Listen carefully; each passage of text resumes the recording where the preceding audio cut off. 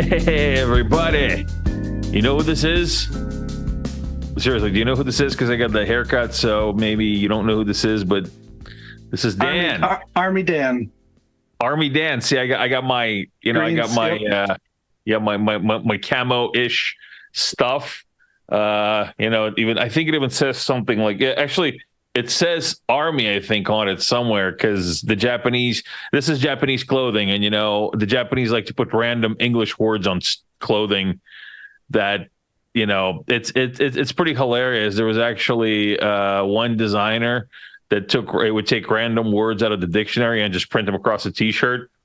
And one time they actually didn't check, and they printed a T-shirt with the giant word diarrhea on it. And like the definition of it out of the dictionary. The true story, I think, if you look it up. So yeah, it happens quite a bit. But yeah, this is me. And and this is my room. I finally cleaned it up. That's why it's not all blurred out. You can see all the stuff behind me. That is actually, it's real. It's real. It's like really, well, I didn't do it. Actually, I asked somebody else to do it. But anyway, it's all the same. It's all nice and clean now. So you see, I don't live in a bunker somewhere. I actually live in the house. And enough about me for now. I have none other than Quality Extreme with me, QX, parentheses. Say hi to everybody. Hi, everybody. How you doing, Dan? I'm good. And QX, you're currently in outer space? I am in outer space. I'm in a black hole always, emotionally and physically. I try to bring my, emotions. I wear my emotions on my sleeve, so I figure if, I'm trying to show my depression and my darkness and my deep. That's all I got. Hello, darkness, my old friend. What's that? Dan, are those your, wait, where am I going? Are those your sugar gliders in that cloth behind you? Yeah. So that is, those are my sugar gliders in there. I got the lights on. They're nocturnal, right? So the lights bother them at night. So I got that cover on there. But yeah, they're in there. There's two of them in there, and they actually just had a baby. There's actually three of them in there, but the baby is still in mama's pocket. So like sugar gliders have pockets like kangaroos. And they usually keep the baby in their pocket, mostly like the baby doesn't leave the pocket for the first month or a month and a half. And it only starts leaving the pocket after about a month and a half to 2 months, and really leaves it around after about 3 months. So it's like it's literally like half grown by the time it leaves the pocket. So yeah, there's they are in there. I think they're I don't know what they're doing. They're not saying anything. But yeah, that's it. That's the sugar glider cage. And I got my banjo over there. Got my hi-fi collection over there. It's hi-fi and tube radios, vacuum tube radios. I got hobbies. Anyway, what's in the background behind you, QX? I have a living room. Yeah, behind this thing, this green screen. Behind you can't really see it, but you can see my chroma key cup. I have a chroma key cup that's really cool. It looks like Avanta Black. Wow. Yeah, it's the little things, Dan. That's amazing. That's amazing. What's new in your world, Dan? How's Zengate? How's Palmyra? How's all that kind of stuff? How are your trips? How's your traveling? Going in and out of things, meeting lots of people, shaking hands, kissing babies. That kind of stuff. Yeah, absolutely. So, well, first of all, been continuing a conversation with the exchanges. I think I spoke to some ergonauts on, I believe, Telegram about this. So right now, the conversation is basically trying to understand which products they can offer in US and Canada because of various regulatory reasons, as you might understand. So right now we're trying to figure it out. Of course, the regular spot trade listing would be good enough for us, I think. But some of these exchanges, in fact, the ones that I'm working with, they have other financial instruments that they also offer, and that's also how they make money. So they want to know if they want to see which ones they can offer legally with Ergo. We have, we have a legal opinion for the U.S. that we did a couple of years ago, which is still good. So we can use that to show that Ergo is in fact compliant with compliant-y things. So the conversation continues. My main focus right now with exchanges is to have an exchange that is available to U.S. citizens and to Canadian citizens. I know that right now we have a few exchanges, but it's difficult to use them in the U.S. and Canada. And so I think that if we have somebody that can accommodate that, it would make things just a lot easier for the ecosystem. So that's my focus with the exchanges right now. As far as other work goes, we've been working with the if some of you have been following the work that we've been doing with the Rosen team. So we already set up the guard set, and so actually Zengate is one of the guards on Rosen. Spectrum is one. I believe ErgoPad is another one. There's several, and so we're gearing up to get things going. I mean, theoretically, it could be we have the power to get it going. We just need to tweak a couple more things, but it's really in a cusp of being delivered, and it's just really, really exciting because we have been working towards this for quite some time. Also, some of you might have seen this from, if you follow me on Twitter, if you follow Zengate on Twitter, even Rosen, I believe the Rosen account tweeted this as well. So we submitted Fund 11 Cardano for Catalyst Fund 11. We've submitted a proposal to create an infrastructure, create infrastructure between the EVM between Ethereum and Ergo, and so that I think would actually be pretty awesome to be able to access that ecosystem as well using Rosen back and forth. It's there's a lot of stuff going on. So continuing work with the education materials. Now, the educational stuff, it's kind of slow right now, just for various reasons. We got holidays coming up, education, because, QX knows about education and how you guys don't like to do stuff very quickly and just stall. Not that that's what's happening, but sounds like you have some trauma with higher education, Dan. Higher education is that it? High education. Capital H. What do you get high? Capital the huge. The H is huge. So those are the major highlights of what's been going on. And so we have. We're expanding on the winter protocol on Ergo, just flushing things out. We're going to start open sourcing that very, very soon.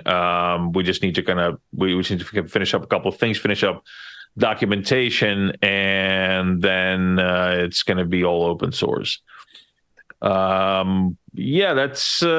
it in a nutshell. What about the SIGs, QX? What have you guys been up to? What have you been up to in Cornhole College or Cornell or whatever college? Oh, we're a rowdy bunch. We're a rowdy bunch, Dan. SIGs put up a vote last week to spend our treasury money on some Twitter ads. I should say X ads. At X, #X, Elon Musk. Don't say X. I will never call it. I refuse to call it X. It's Twitter. Okay. I will call it Twitter just for you, Dan. Here. Yeah, call it Twitter just for me and all the other sane people. Perfect. So we put up a couple ads. We ran a test ad over one day for about, I think we pumped €70 into it just to test it. One of the Mahatma and myself pumped in some funds just to give it a test, so we wouldn't have to do a treasury vote. And it was fairly successful. I think we had 400,000 impressions with about almost 1,000 clicks through to our website, which we've pointed it towards Rosenbridge and Sigmaverse. It was essentially an ad to some of the Cardano community and crypto saying, hey, Rosenbridge is coming soon. Here's what you can see in it. Check it out. And so that was successful. So we ran another one. And thanks to however the hell Twitter works, tried to run it on Monday, but it just sat there and sat there and sat there. So it's either Twitter wasn't approving it because I used a cryptocurrency and BNB hashtag, or else we weren't winning the bid to make the impressions on the page. So for those of you that don't know how some of this Twitter advertising works is you enacted a bidding process. Well, the computer does it for you. To be on somebody's page, okay? And then you, if you win that impression, then you pay if the person clicks your link on Twitter. So that payment that you pay to have them click your link also includes the auction price that you use to bid on to get in the impression. So you can set your bid like Lax, like Dan, or aggressive like gosh, who's aggressive? I can't think of anybody. I blew it. I don't want to insult somebody. Yeah, you screwed up. Fucked up. Damn it. So you can set it to lax, medium, aggressive to win those bids, but it's going to cost you more once somebody clicks through, essentially. So that's what we're working on. We have an ad that's been going for, let's see how long it's been going for. It's been going for about 12 hours right now. And I'm pulling up the stats right now. We have, 516,000 impressions and 1,112 click-throughs. So that's doing pretty good for 12 hours. It just went live yesterday night around this time, or yesterday afternoon. So we're going to run that for a week. The vote that we voted on said spend €300 a week on advertising for the time being, and there was not an end date, so we'll have to make a vote to cancel that. So we're not spending too much money on that, but we'll regroup after a week. We'll see how it is, and then we'll cancel it and regroup and maybe come up with another plan to see how we can target this kind of stuff. But it seems to be getting some eyes on us, that's for sure. So it's nice to see those numbers and stats in the back end of Twitter. Yeah. So let me ask you this: is there a call to action for the click-through? Yeah, the call to action is to essentially it lists Rosen that it's connecting to Cardano soon. It lists they only give us, I think they give us the 250 characters. They won't let us go beyond it. So it lists a bunch of things you can do like casino, games, lending with pool, with bonds as well, all that kind of stuff. All the things that floated to the top that you can think of that are really well baked in Ergo, even options contracts we put on there. So it lists those, and then it asks them to dig in and check out more, and it lists sigmaverse.io right there to do it. And then below there's an image of Rosenbridge and a click through to Rosenbridge as well, Rosentech website. So yeah, there's a call to action to come check out what else Ergo can offer you when you jump the bridge into the Ergo ecosystem. Padilla as well. Can't forget Padilla. Excrement. Yeah. So that's that. Sounds interesting. Yeah, I'd like to see how it works out in the next week. What kind of response we get. Yeah, that'll be fun. And I forgot to ping Noah, who runs Sigmaverse, to see what he's getting for stats, as well as whoever runs Rosentech, to see if they're getting a bump in stats in the last 24 hours. So we can really determine if Twitter's giving us correct click-through numbers or not. We'll see. Yeah. Good old Twitter, not X. I know. What else is up on the SIGs? We should be nearing. I haven't checked in with Cheese this week, but I know he's still working on the SIGs mining pool for storage rent. But in the background, it's still running. It hasn't shut off in the past 2 months. I think we found 5 or 6 blocks as well, which is pretty cool with our test kind of low hash rate. So that's still going. But I want to make a call out to people that aren't in the SIGs that might want to be in the SIGs and contribute. You see people talking in chats about how things should be done and that kind of thing. And, the SIGs group exists for that. We're obviously spending treasury money now. We have about 3,700 ergs, about 4 million THC, and I think about 10K or 8K worth of SPF.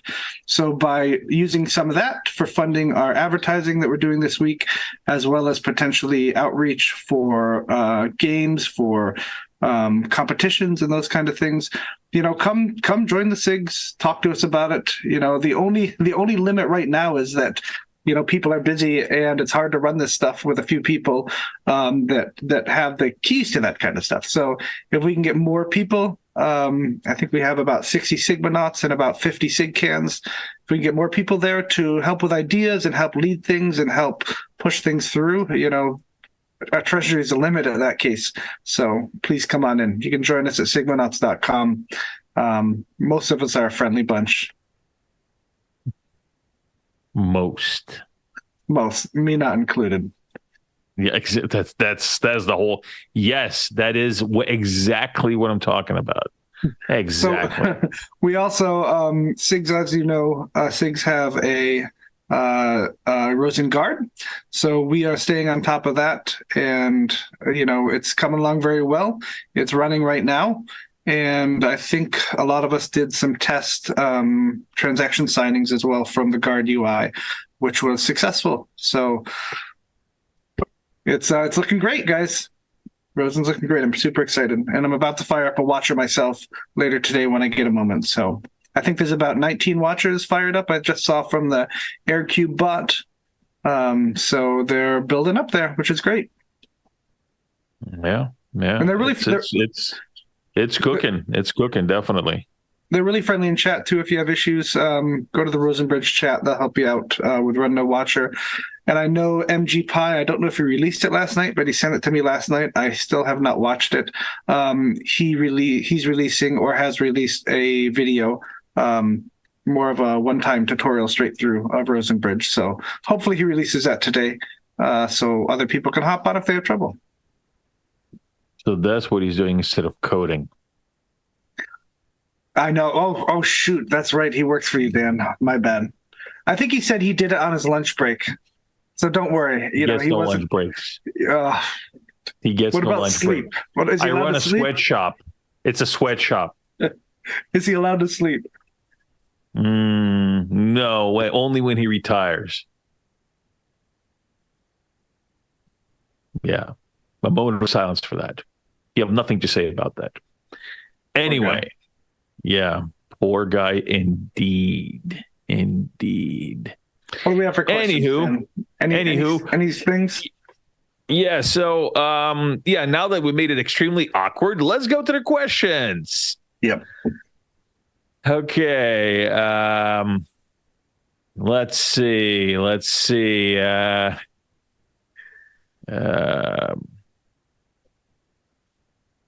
Oh, okay. Well, this is okay.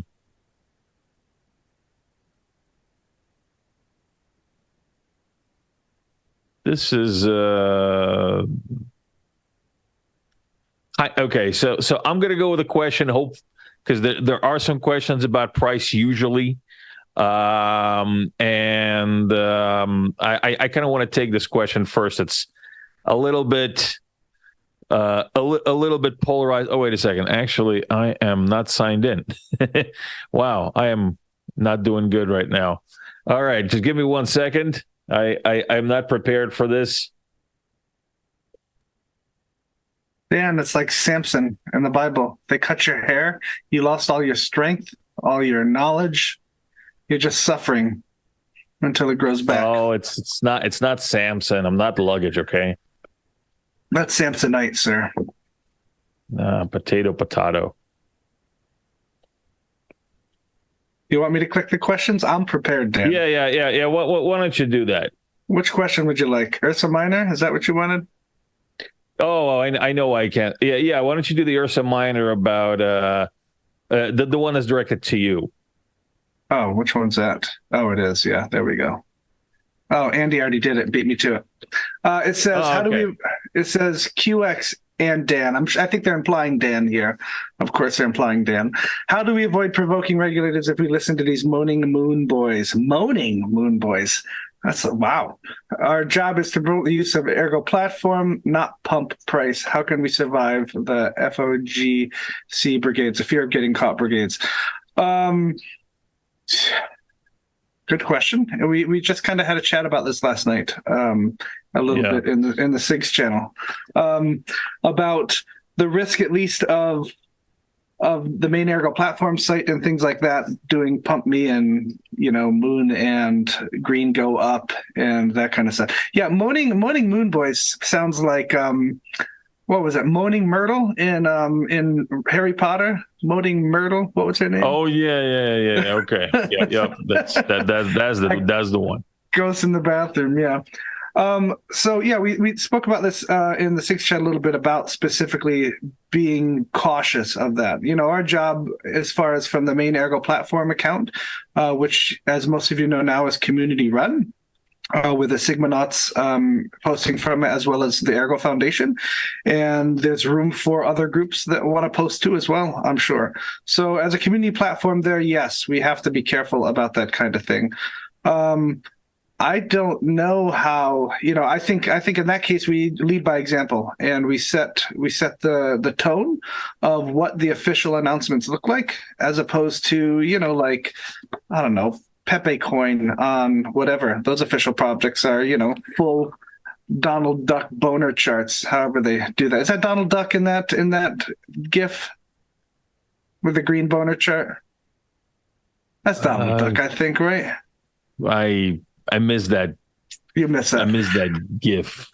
So I think the best thing we can do in these circumstances is to lead by example here. So the Ergo main platform account and even the Sigmanauts Twitter account, if we stick to what we're doing, which is promoting projects, promoting the technology and that kind of thing, by setting the tone, we also set the community there. So we show the community what we're focused on and what it is. And you're not going to avoid that. I mean, you just go into baseless speculation, and that's what it's about, kind of thing. So yeah, it's unavoidable, but if we set a good example, we can try to set the tone for the rest of the community and what Ergo is about for there. I mean, the moment that you see the Ergo platform posting Donald Duck boner pics of green charts and needles and candles, then I'd be worried. Yeah. If you are so concerned about price action that you want the main account of the entire blockchain ecosystem to pump the price, you're in the wrong place. I'm sorry. I know that we had this discussion before on socials, on Telegram, and people know my stance on price action.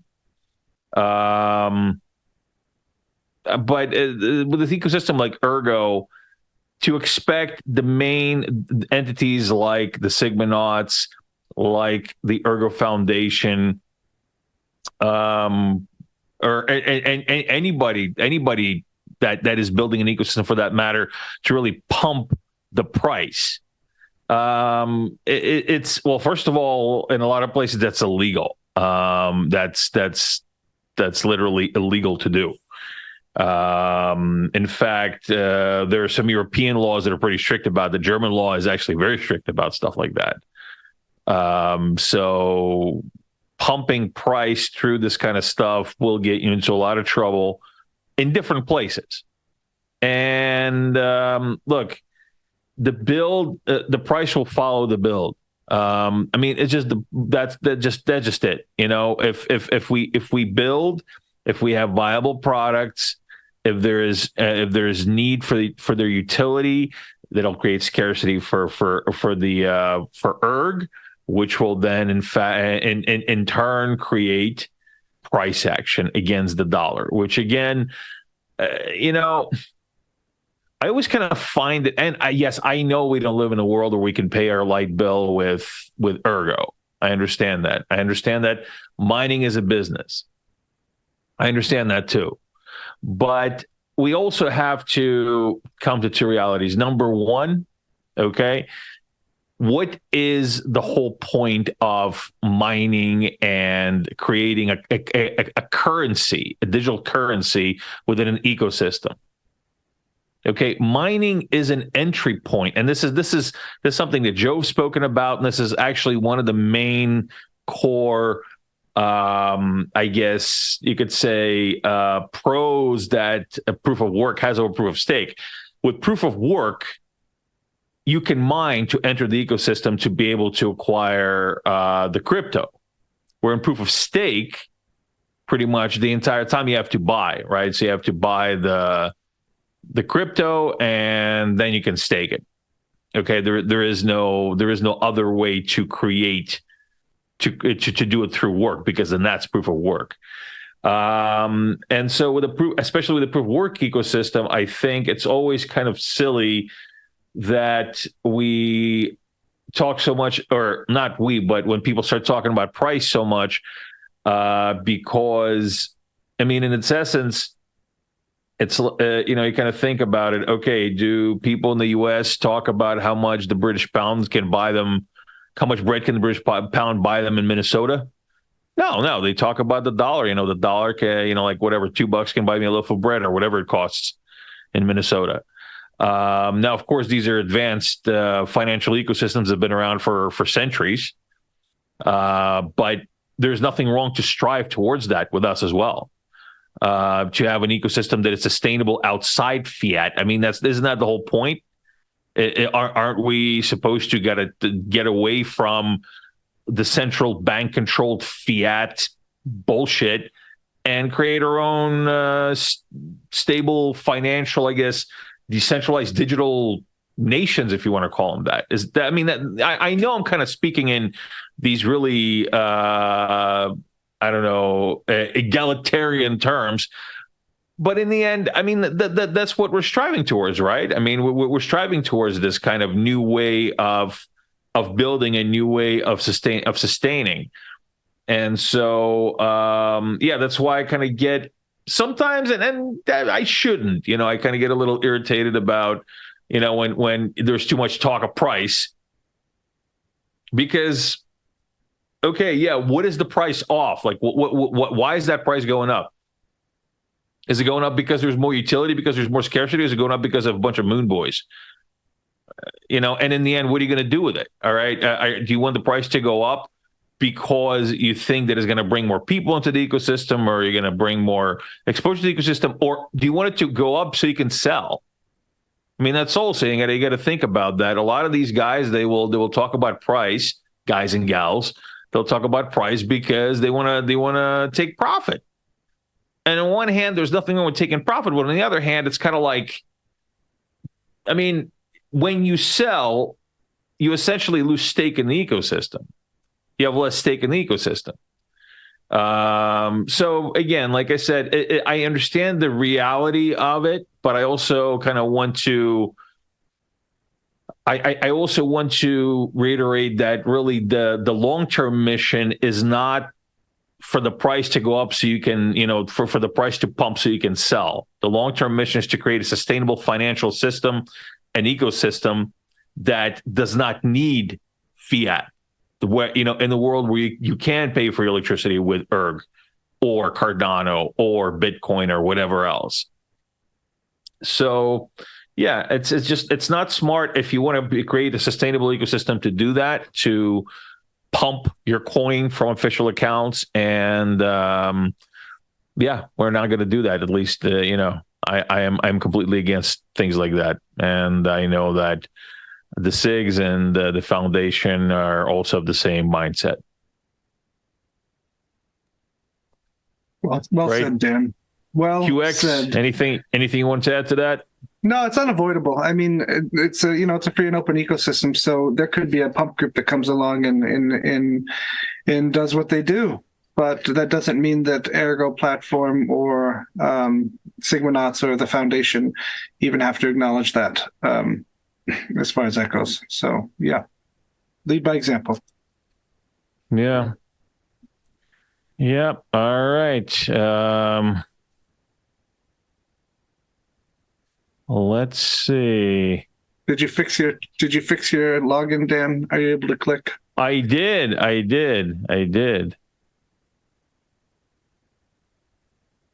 Let's see. Oh, Bob Marley doesn't like it that we're talking about price. Well, and we're talking about not talking about price and whatever disagreements we have. I do like your music, Bob Marley. I'm a fan. Let me do one right here, Dan, real quick. Let's get this one out of the way. Let's do it. Daniel Papp says, what's the minimum amount of watches needed on both sides to hit the go button on Rosen? I'm not sure the number, but the last thing I read was it needs 70% plus one of watchers consensus to do it. And even the thing here that some people might not understand is that when you commit to that action, that event that the watchers are monitoring, you're stuck in that event until your permit is stuck until that is verified, okay, and done, and then you're able to commit to another one. So the advantage, people may see the watchers going up and up and, oh, there's 60, 70, 80 watchers, I might as well not be a watcher kind of thing. But no. So once the bridge is busy, you'll have subsets of each group with some people with multiple permits as well, being able to commit to different actions, watching different actions and verifying those actions or announcing those actions, which will lock up their permit for the moment. So, yeah. I wouldn't be discouraged if you see the watcher. We're only at 20 now, which is great, but it's going to keep going up. That's for sure. Don't be discouraged there. There'll be plenty of transactions, I hope, to warrant a large watcher set there. Yep. We are getting more and more watchers almost every day now. It's getting pretty awesome. All right, let's see. There was a question here from Ursa Minor 2010. All right. Okay, so right. Okay, so here's a question about scaling, which is it's an interesting question. So please talk to us about scaling on Ergo versus Cardano for all of these commodity sales you will facilitate. Is one chain or the other likely to be more performant in 5 years? So to me, the two chains kind of serve a bit of a different purpose, right? So I like to have Ergo under the hood.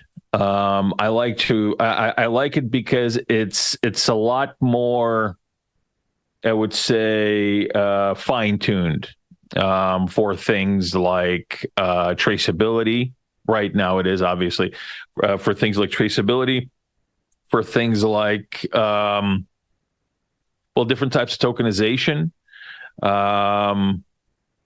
for things like security. Okay, so and plus, proof of work can be scaled by obviously adding more hardware. And so this is something that's manageable through not just the community, but relationships. You can add more mining farms to it if need be to scale up the network. So it's a lot more straightforward, right? So to scale up, you just need to have more hardware running, and this is the essence of proof of work. Now, with things like the actual trades, the bandwidth of Cardano in this particular juncture is more fitting for what we're doing and for what we're going to be doing. So it's not just going to be the trades themselves.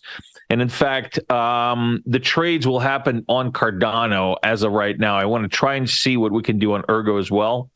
Probably going to be using Rosen for that. Now with Cardano, it's a bit of a different animal, right? So What can so the question is one chain or the other likely to be more performant in 5 years? I think that both chains will be performant in their own way. I don't think one is going to be more performant over the other one. I think that using Cardano and Ergo together actually amplifies a product because of various things. Like I said, you use Cardano for bandwidth, for speed, in a decentralized way, right? So if you want to get the validations through faster, if you want to have your oracles run on there, while Ergo, at least for me and for the Zengate dev team, is a lot more straightforward, say, for example, to build on because of Ergo script, because of the UTXO model that Ergo uses. It's a lot more compatible with the way the traceability and tokenization protocol runs, Winter protocol runs. So yeah, it's just different tools for different jobs for me. So I don't see that one is going to overtake the other one. Just because, like I said, I see them as different tools. I don't see them as the same tool being used twice. So hopefully I answered that to a degree. I think as somebody who was a beginner dev in both ecosystems, without putting down Cardano, the thing about Ergo that was amazing is that I had complete access to devs, even not necessarily, some of them were friendly, some of them were didn't have too much time but did help you out, but still to be able to come in and ask the developer of ErgPi or the developer of Fleet SDK some questions, or some people in chat that use it is absolutely, you can't put a price tag on that for sure. That makes it so much easier for that kind of thing. Or throw something to Cushy and say, hey, Cushy, when you get a second, can you review this contract? I mean, you can't put a price tag on that. That's fantastic. Yeah, and that's also something that's really cool about Ergo. You got Kushti being involved in pretty much every single major project here, and he's there behind the scenes, reviewing code, reviewing contracts, talking to the team. So it's that's just really cool to have the founder, the guy who thought this stuff up, kind of really working side by side with you. So yeah, that's also, it's also something that I hold to a very high regard, and this is why we're building on Ergo. So here's a question. Ursa Minor here. If you guys are looking at the comments, she says Linux versus Apple. Yeah, I would say that's a good comparison. I would say so. I'd say, are you comparing Cardano and Ergo? I'd say Linux. I'd say they're both Linux, but one's KDE and one's GNOME. Cardano's KDE, Ergo's GNOME. You know what I mean? That's my thought. Yeah. And Solana is OS2. Solana's that little thing that comes on the Fisher Price plastic toy, whatever system on a chip that is. It's proprietary, and there's no updates for it unless it comes from Central. All right, so here's a quick one that I'll take. So Dan, what is the hardest part of launching a project? I guess one of the, if you want to call it a hard part, but it's a very necessary part, is to stay humble, right? So what you see in your head might not be what it comes out to be, and you still have to keep an open mind to feedback, to working with others. Because a lot of times when you conceive a product or when you conceive a concept, Um, and you're very passionate about it. Passion is an emotion, right? So you already have emotion attached to it. And so when you have emotion attached to it, it's not as easy to stay objective when it comes to business, right? So because it's supposed to be a business. And so you have to be able to let your child grow and not not stunt its growth by with your ego, you know, and that's actually that's a point of failure for many projects. I think as founders that have big egos that don't listen to feedback, that are not open to constructive criticism and to change. Are you describing yourself, Dan? There? No, I'm describing you. What are you talking about? Jeez. Like, we talked about this. Apologies. I don't want to name any names, QX, but this is you. Listen, it's very important. It's very important to stay humble, and that is very much a hard part a lot of times, because like I said, when you create something, it's your baby, and sometimes you feel that the more you put it out there and the more it grows, the more it gets punched in the stomach, because it's not like being treated like your baby anymore. It's being treated like everybody else's baby. So that's from personal perspective, that's one hard, that is a pretty hard part.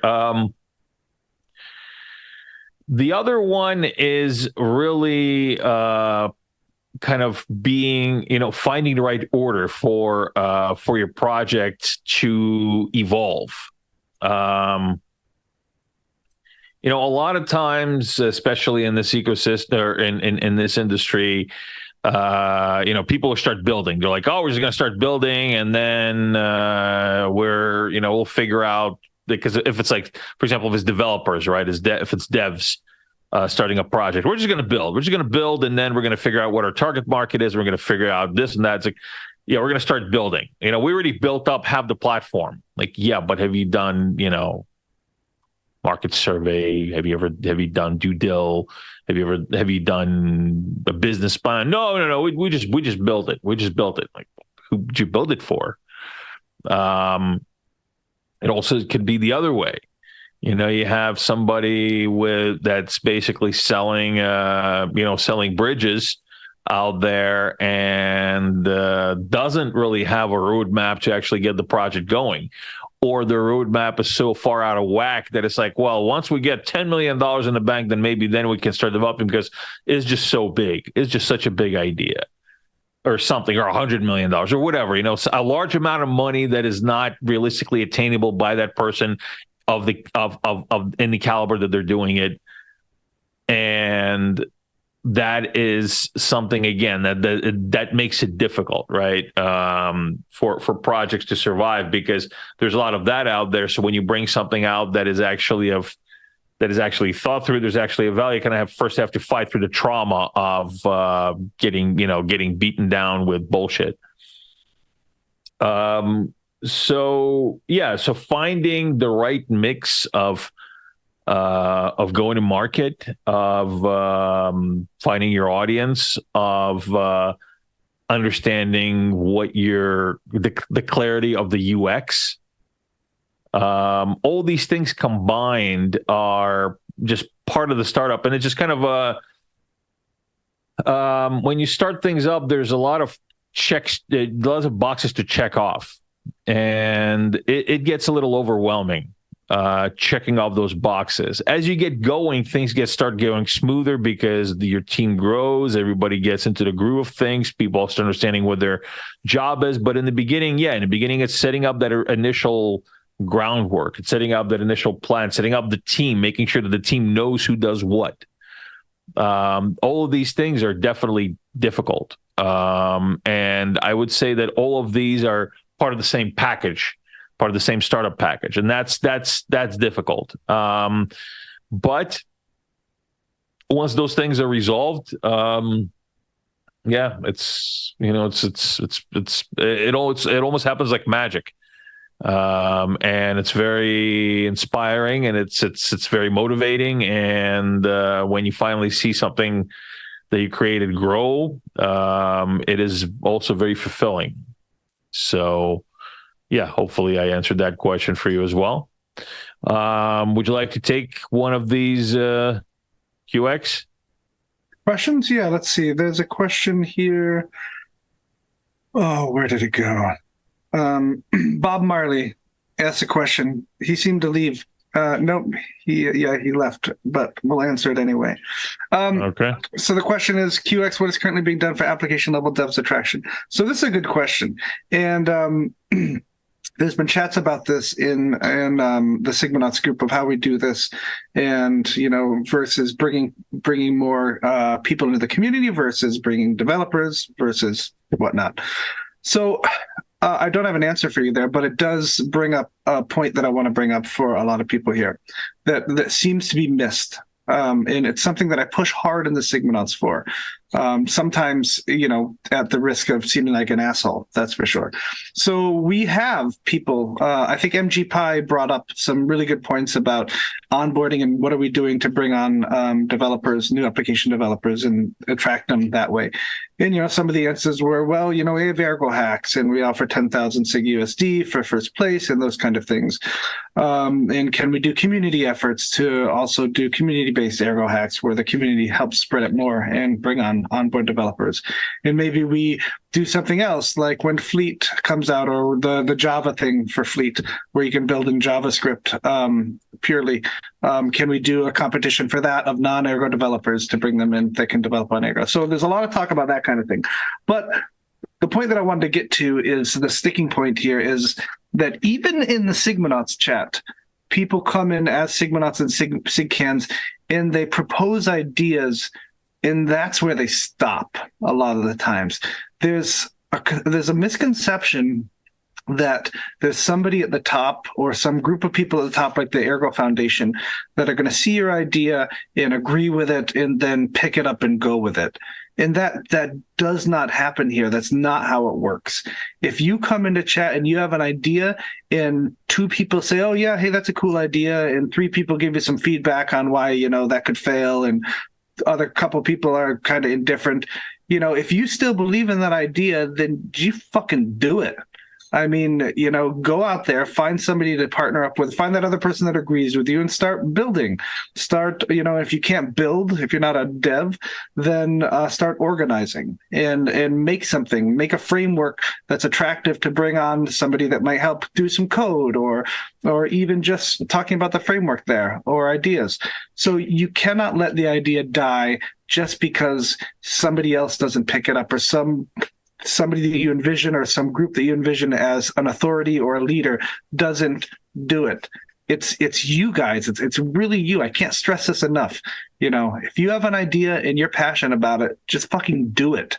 You don't have to ask for permission from anybody. And you may get people saying it's a shitty idea, but who cares? If you believe in it and you think it's going to benefit Ergo or even yourself or your group, then do it. Goodness sake, just do it. Sorry, little rant there today. Yeah, it's a good rant, actually. I totally believe that. It's not just about intelligence, but it's also about motivation and charisma and having be able to pull these things off. And I mean, I maybe I said this before.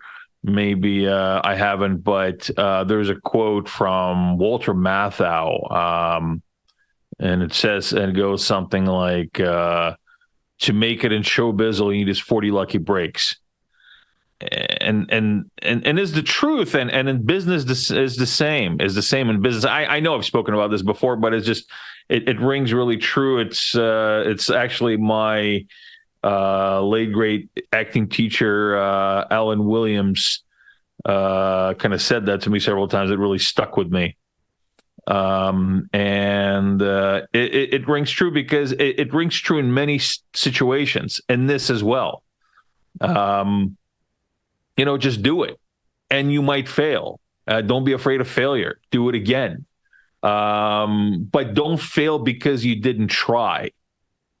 Don't fail because you think that, there are forces that are more powerful and higher than you, and they're stopping you from achieving. Fuck that. That's what I say. Just do it. Just go out and do it. And if you fail, at least you could say, I went out, I did my best, and now I'm not afraid to try again with something else. So, yeah, I'm totally on that train. All right.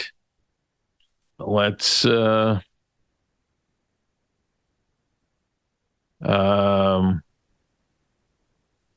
see.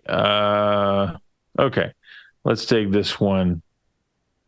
All right. So, out of the following, which are you most excited about?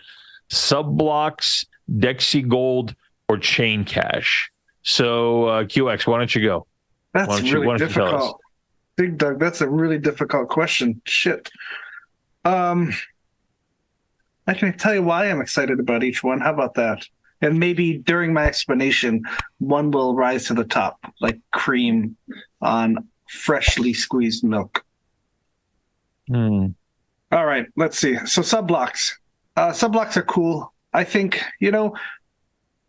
as somebody who dabbles a little bit of dev stuff, as well as option trading, I do the Sigmafy. I try to use all the tools in the ecosystem, so I'm familiar with them. Also because I think they're useful.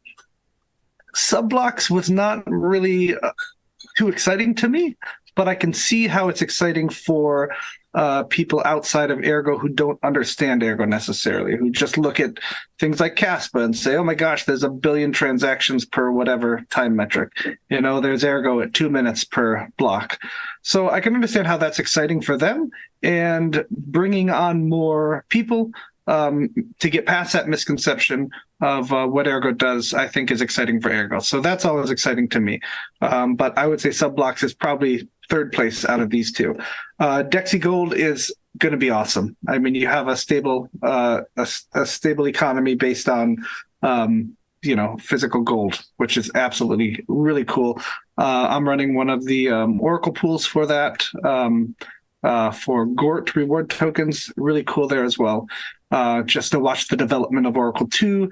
Right now, they're still doing some tests for in testnet to bring some changes up to the production version of Oracle. So that's really fun and exciting. So Gort and Dexy Gold is super fun. But I would say the most thing I'm excited about that you probably won't see, Twitter or non-devs or non-technical people be excited about, I think it's Chain Cash. The implications of what that does and how you're utilizing the blockchain for something like this is insanely cool. Anything you can do that takes people and making agreements that are trustless and in this more complicated way, such as Chain Cash, just blows my mind at that like this is the kind of stuff that Kushti thinks about and actually implements. So I'd say Chain Cash is the most, Dexy Gold the second, and Sub-blocks is the third. There's a lot of people that are excited about fast block time, but asking beyond adoption and advertising metrics, that doesn't excite me too much as far as that goes. But it is cool nonetheless. Dan, how about you? Well, so I would say I am split between. So I think Dexy Gold is cool. I actually wanted to see how we could potentially utilize it on Palmyra. So that's, I mean, the concept is cool. The tech is cool. I really like what it does. But yeah, I would say that my favorite one is Chain Cash. Again, because of all the reasons that you said, the complexity of it, the kind of the utility of it. It's very, it's a very cypherpunky thing. Yeah, I mean, it's just kind of stuff like this that makes you like, yeah, beaches. That's what we got. We got chain cash, So yeah, I mean, like the utility, I like the utility of chain cash a lot. I like Dexy Gold just for what it does with with RWAs. Yeah, sub blocks. I mean, again, cool. But if you make me pick, then that is my I guess 1, 2, and 3. That kind of comes to mind. All right, let's see. Do we have any? Let's see. Do we have any interesting questions to wrap things up with, because we only got a couple of minutes left? Let's see. Well, Steve said he's got another idea for. Let's just hit this real quick. Steve's got another idea for PCs for nodes. Hit me up the Discord. So there was chat in the Sigmanauts channel, maybe I think it was general chat as well, about how we incentivize node runners. Nose runners. Nose runners. Sounds like a Coke thing. Yeah, I was gonna say like, what is that? Like what is that Netflix show about all the 80s like Coke drug lords? Cocaine cowboys. Yeah, cocaine cowboys. Nose runners. So there are some chains. I think it was Flux, right? Maybe you make money off of spinning up. I can't remember. I think that was it for a node there or a segment.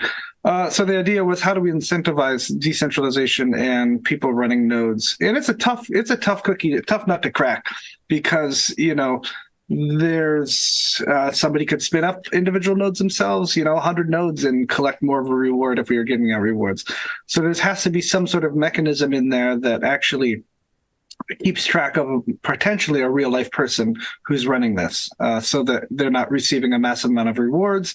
And you may say, well, if somebody's running 30 nodes, isn't that decentralization as well because of 30 nodes? Well, no, because it could be running on the same cheap VPS server that they're running, and if that goes down, then all 30 go down.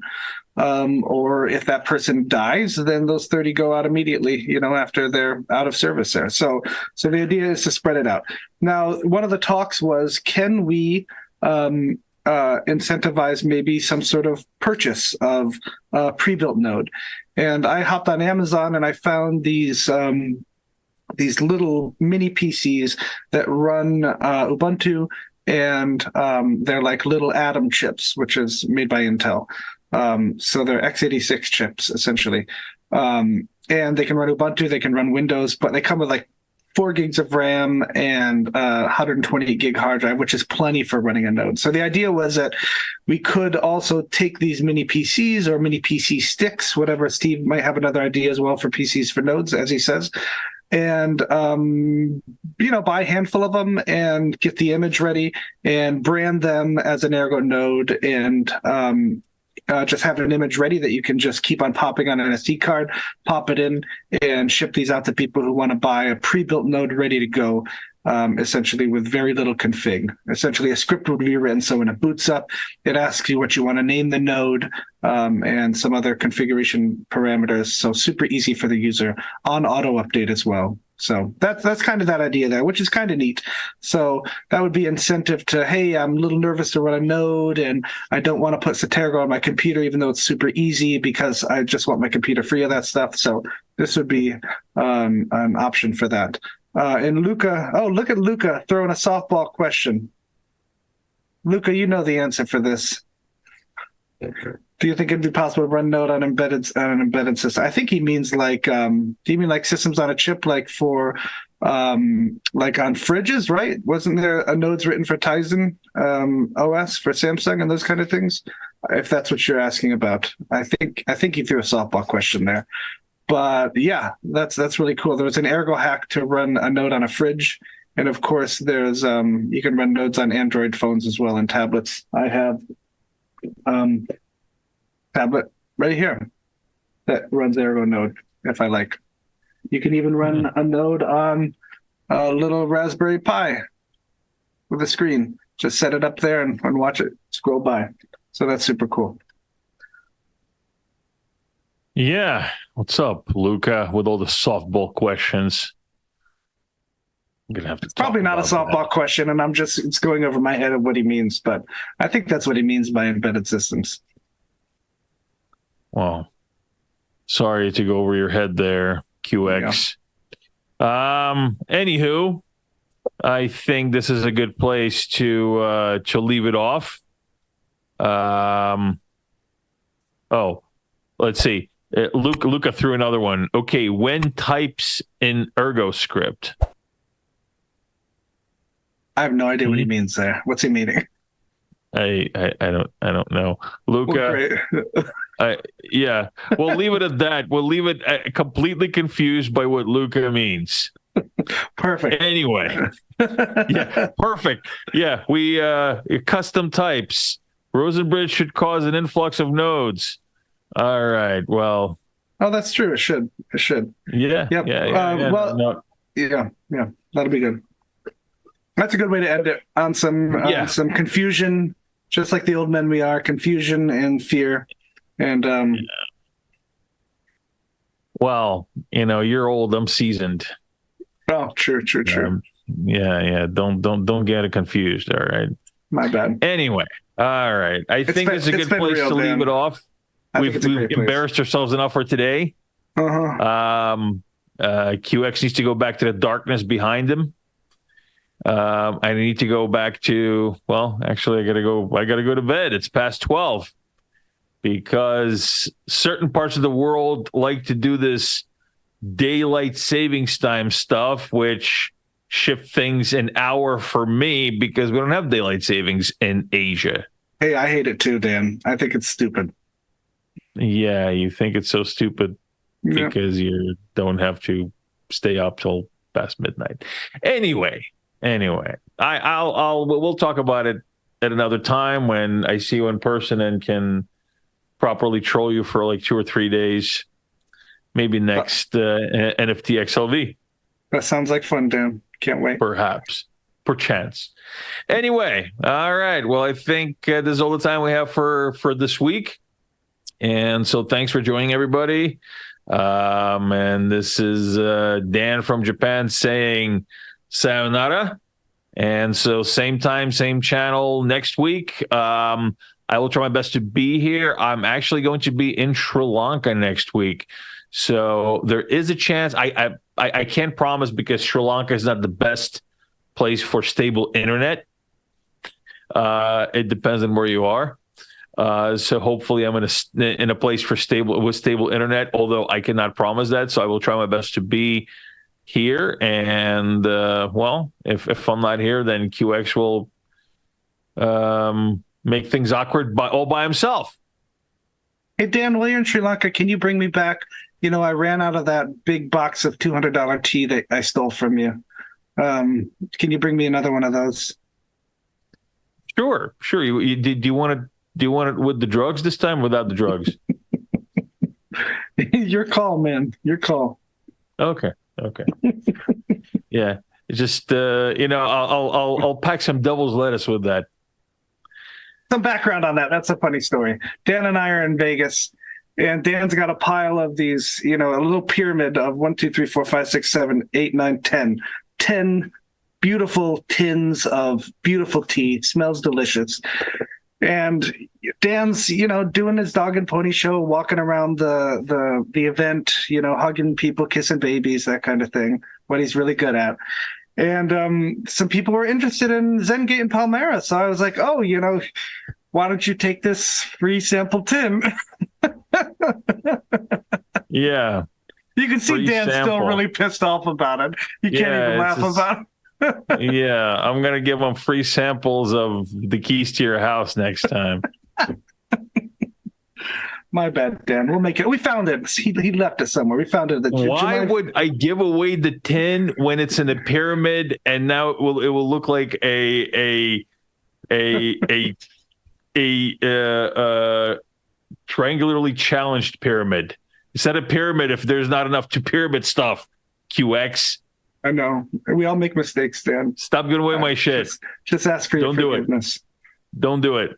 Jemai found it, or THC found it. So I'll see yeah. you. Well, yeah. That was good for you. I was about to, get medieval, like in the medieval times. Anyway, all right. We made it extra awkward. This is extra awkward credits. Yes. All right, everybody. Well, we will see you next week. And so this is Dan and Quality Extreme from the darkness, from the nether regions, signing off. Ciao.